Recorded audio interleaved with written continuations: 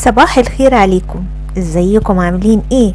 تعالوا نشوف ست الكل النهاردة هتدينا معلومة ايه وهتغذينا بايه. الفلفل الرومي بألوانه واختلافات اشكاله. تعالوا اقول لكم بيعمل ايه.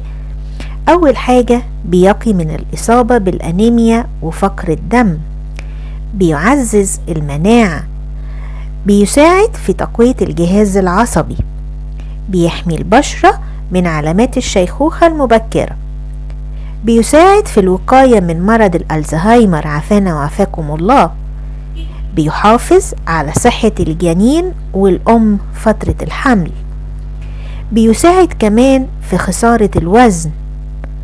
بجانب كده إن هو بيعالج اضطرابات المعدة والجهاز الهضمي.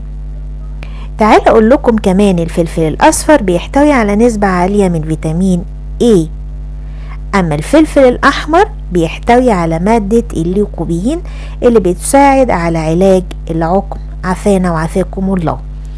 الفلفل الرومي بألوانه وأشكاله في نسبة فيتامين C عالية جدا زي الليمون والبرتقان بالظبط.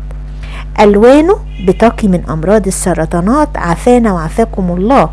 الفلفل الرومي فعلا ليه أهمية كبيرة، وخصوصا لو بتاكله مع المحشي أو كمان بتاكله في السلطة أو بتاكله في الساندوتشات بتاعتك كمادة مقبلة.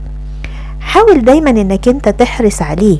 انا معرفش كانت بتحطهولي بصراحة كتير في الاكل ليه، دلوقتي فهمت وعرفت انها بتخاف على صحتي وبتخاف على حالتي الصحية. حاول دايما يكون موجود وسعره زهيد مش غالي، وفي نفس الوقت هتاخد منه كم الفيتامينات اللي موجودة واللي قالت لنا عليها ست الكل. عجبتك المعلومة لست الكل؟